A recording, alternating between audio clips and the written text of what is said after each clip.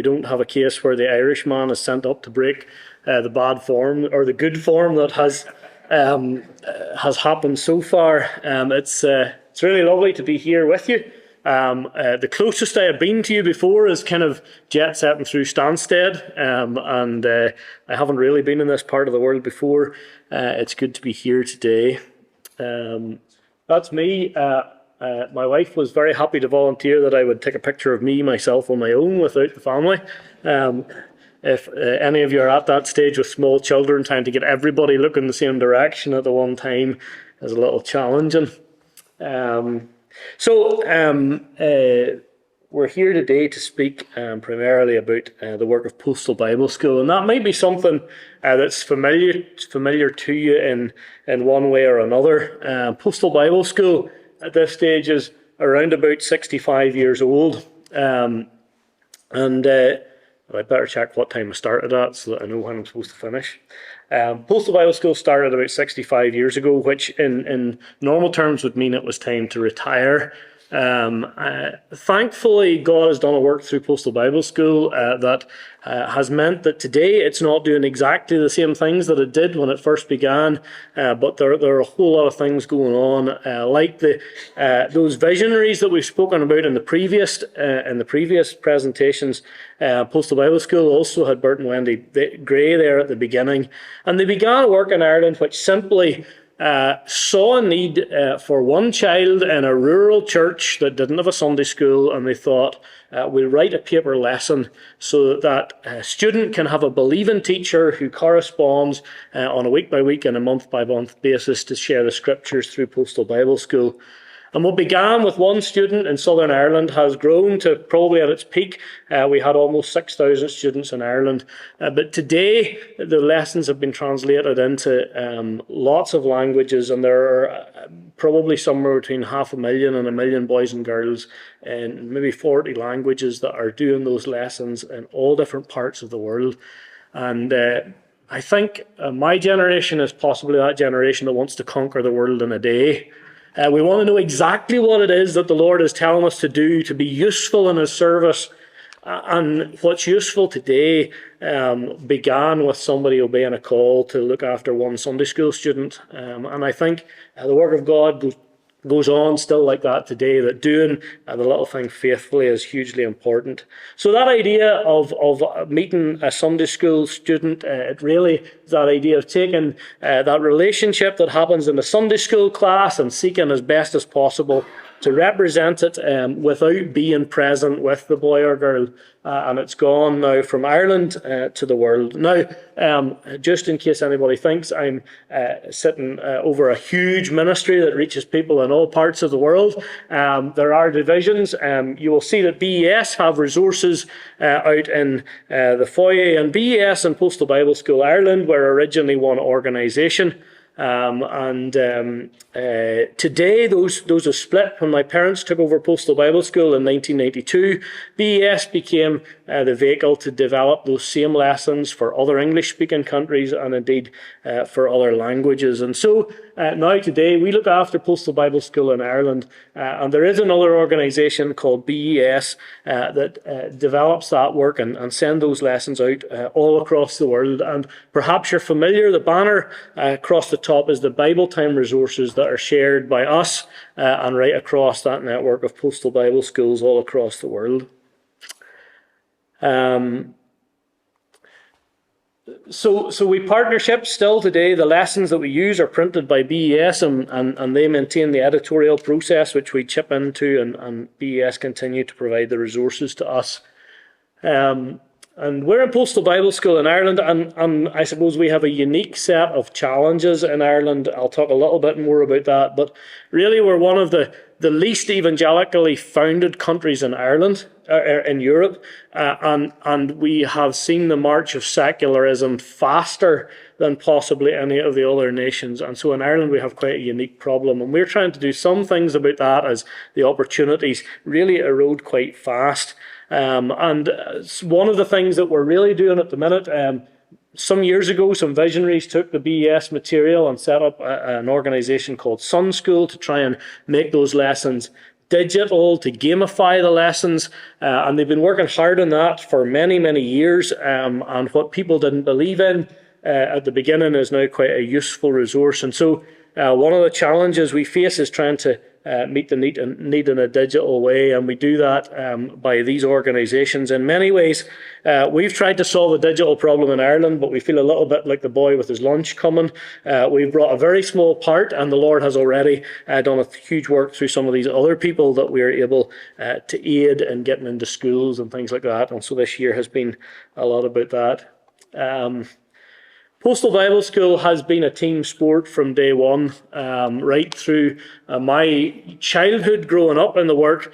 It has been about mums and grannies taking a couple of hours every week to mark lessons for kids that are hundreds of miles away. It has been about people giving of their summer to come and help at summertime. It has been about people taking weeks and months off work to write new content and to write lessons, to come and spend years in the office administering, and a huge number of supporters, both financially and prayerfully, across the whole world.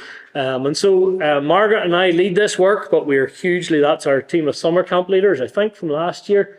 We're hugely indebted to a team of people that are represented there, but is really spread out across the UK to a large degree, and much broader than that. In Postal Bible School, I stand up and do the talking. That, as most of you who are married know, there's an awful lot sometimes that happens behind the scenes.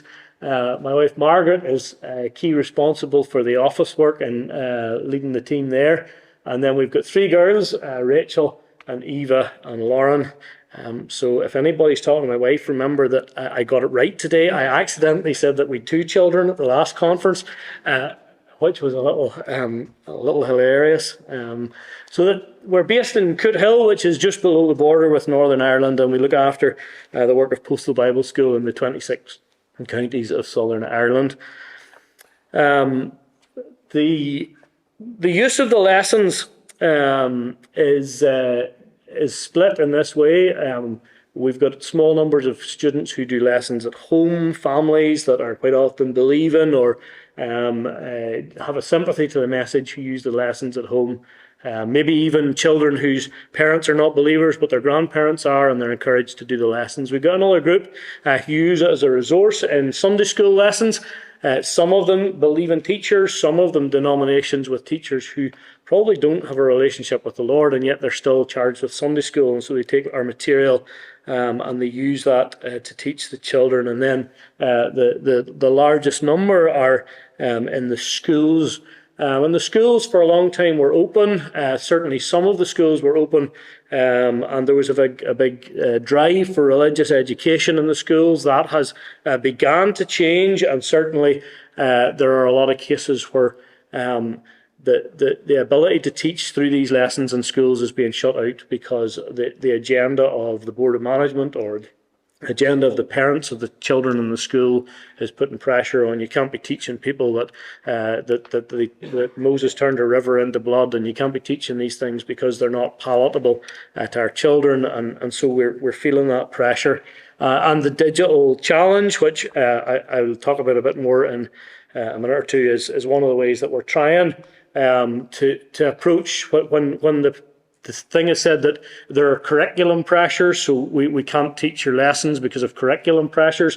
It's nice to be able to say, have you got some time for digital education? Because we've got a way to teach God's Word through interaction with tablets and devices, and that's kind of where we're trying to go.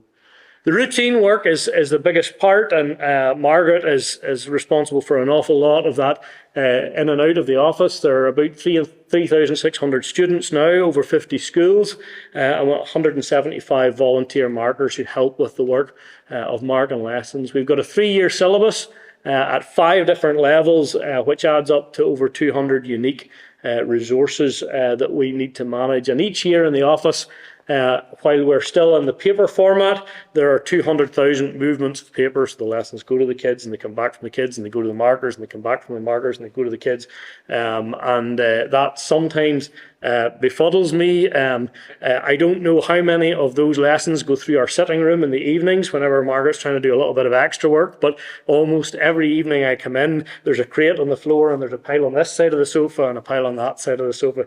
You know the way we missionaries all leave our work at 5 o'clock and shut the door? It doesn't happen like that. So that's kind of the routine of the work, and some days it doesn't feel like that's a very holy calling to be moving paper around the office. But it has served many young people over a long number of years. When we took over the work from Mum and Dad, 2017, 2018, we felt that us working out of Mum and Dad's garage wouldn't be a wonderful idea. But what would be good if the Lord provided would be to have a little office in the town of Coothill, just simply to make ourselves known in a town that we've been for quite a long time. And so by one means and another, the Lord provided a property. A property in Coothill and Drum is not quite the same as it is here. We're quite far out in the countryside. And so the Lord blessed us with this. We've got space to have accommodation for an intern and then the rest of our offices.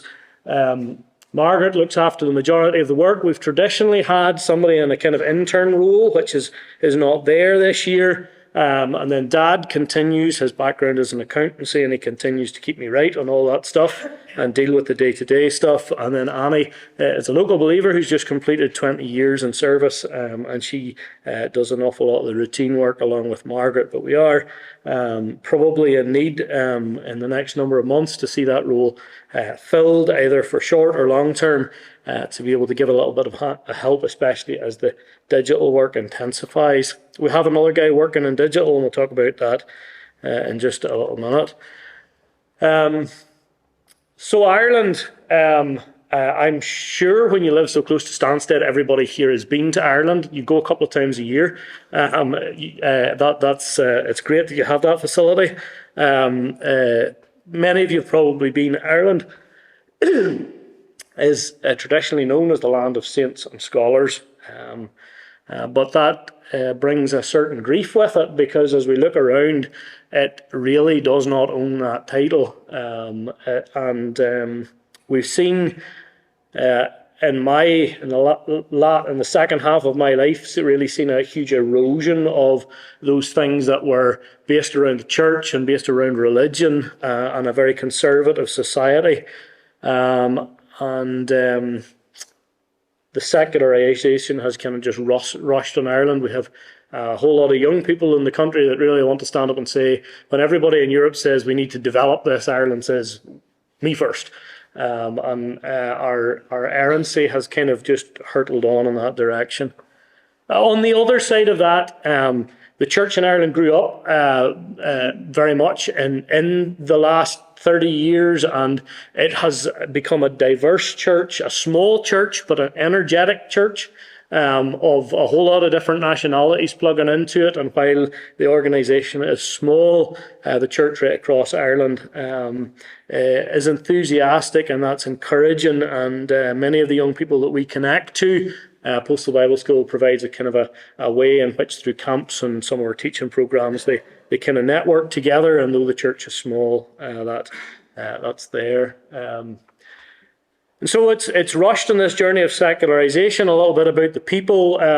Ireland really is, as a country, family value matters an awful lot. A close-knit community, but one that holds out tolerance. And a place where it's very easy to go to Ireland and to make a friend. But I suppose one of the things that saddens me as I travel increasingly, it's a place where the biblical story is just not known, especially among young people.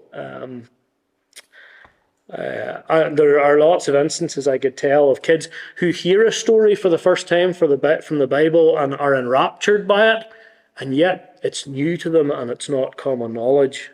Rich Mullins wrote a song that it imagines a discussion between a 12-year-old Rich and a 12-year-old Jesus, and he asks Jesus the question, did they tell you stories about the saints of old, stories about their faith? I say stories like that make a man grow bold, stories like that make a man walk straight. And for us, the Bible stories are so enriching in how we live. How would we live if we hadn't heard of David and Goliath? How would we know about the judgment of God if we hadn't learned the story of Noah? And so the story is so enriching, and then you take a whole generation of people who grow up without any knowledge of that. And so as long as the opportunity in the schools is open, even if we don't see young people turn in faith, we do realise the value of planting Bible stories that might be activated a later story in their a later stage in their lives. And so that Bible story is so important, and hence the reason that even though the work seems to be getting gradually smaller, and even though there are challenges, planting Bible stories in children's lives are not things that simply just bear fruit now. They have potential on into the future. So please pray for Ireland. Pray for children who are growing up in that environment without those roots planted underneath them. Please pray for the parents who are trying to find out how to navigate this system with a whole secular and a diverse agenda in the schools. How do parents encourage their children to walk right? Teachers who seek to try and put those principles under the children in their care without calling their profession into disrepute. And believers in general, I don't know what it's like here, but there's certainly among the people in Ireland, there is that thought that at any stage we could get reported in the local newspaper, because there is just some things that we believe that conflict with people's ideas of how things should be. And there is a certain fear that it could all change in a moment, and we could be slandered because of some of the very good things that we believe are just in opposition. At the core of the work of Postal Bible School has been a work of discipleship. That was really what Margaret and I felt our call to, and I'll speak a little bit more about that at the end. But that work of just coming alongside people and working. I was telling Paul Mullane last night, or maybe it was at breakfast this morning. Some of that work for me, I still work in secular work a day and a half or so in the week, and some of that work has just been about simply building things alongside young guys, whether it's renovating cabins at a camp centre, or building things at the back of church, or building things for summer camp, and it really, at the end of it, so much is just about the time that you're able to devote to spending with people and to help them solve the questions of their faith and to help point them back to the things that are most important. But the work of Postal Bible School is a ministry. It's not about the numbers. It's about engaging with people. And we do that. The lessons kind of present a platform to do that. And then we do that through a series of prize givings, through summer camp, through a program we called STEP, through a summer week called I-Team, where we seek to develop these digital resources. Shed is our own youth group, and then we have this internship. Our prize givings are, we just finished a major season of prize givings. We've 2 prize giving seasons in the year, and so we've just been able to go around the countryside and to distribute prizes, to bring with us a team of people who are made up from ex-students and church members and a whole lot of things. And we've been able to meet people in various places, about 2,500 students and their families. Many of those are believers, certainly in the private events, and many of them are believers who want to be encouraged and connected to other people. But then in the schools, there's a huge number of children who are becoming less and less literate in those Bible stories. And yet, just in some places, you see real signs of encouragement where kids react and respond to that message. The pinnacle of our year in some ways is summer camp. It's that chance when we write out to 2,500 students that, well, not all of them are the age to come to camp. We write to the students that are 10 years old and above, and we say, would you like to come to summer camp? And half the camp responds, we've been before, we're coming again, great. And then the invitations are just scattered out then to the rest of students who some parents are believers, some are not. Some really don't know the gospel. Some, their parents are maybe happy to see them just go away for a week. And the Lord works across those kids, and he brings them to camp. And he doesn't just then afford them that possibility of reading a Bible story, but he puts them in front of people who believe this is real. And we don't count that privilege enough that many of us grew up where that story was cast as real by the people around about us. But But to come into that environment, to see a team of believers work in harmony and to hear the gospel poured in day after day, it really does something to change. And we hurry things along, and we really wish that the kids would trust the Lord. Sometimes all the Lord does in year one of camp is give that child a really good time and make them aware that this is about the Bible. And then they come back a second year and they kind of know what's happening, but the word starts to take effect. And so camp is that kind of high point of the year where we get to engage with these kids, and we could tell stories. Every year tells a story. Maybe now not even just of how the gospel reached a kid, but how the gospel reached a mother because a kid came to camp. And so it's a really encouraging work, and that's where we engage with people. A number of years ago, we saw the oldest campers, and we said, "What's going to happen now? What are we going to do?" And Margaret and I and my sister, we talked. We said we're going to try and do something to disciple them a little bit more. And we started a work called STEP, which has really the Lord has blessed richly, especially since COVID. But this year, two of those first people who attended STEP that first year that we ran it, two of them are heading out along with their two kids to Bangladesh to serve the Lord. And so STEP we call sharing truth, encourage and practice. We take people from 16 years old and up. We take them away 3 times in the year to share the Word of God, really to get them into a book of the Bible and to teach them how to unpack things for themselves. And the reality is that these people who share in the truth with us are partners, like our prayer partners, but they're partners who come alongside us then and help in the work. If anybody thinks about, some of you guys, we do this 3 times in the year. A flight from Stansted to Dublin's possible too. Come and join us and meet some people in Ireland. That'll be good. So sharing truth. That's been a real encouragement. We have between 60 and 90 usually come away for that in the Midlands of Ireland, and the next weekend is in just a few weekends' time in June. And my father, who many of you have been asking after, he's all right. He's stressed out because he can't get time to prepare. He's teaching the book of Nehemiah. But other than that, he's in very good health, and we trust that the Lord blesses him as he teaches these young people. We felt when we came to the work, discipleship was important, and the Lord gave us a little bit more space out in the countryside, plenty of room. He's given us an apartment above the office too, and so we've readily encouraged young people who are thinking about doing something for the Lord to just do it. Take a year out, come away. It's actually you're not going to lose anything. If anything, hopefully you'll gain.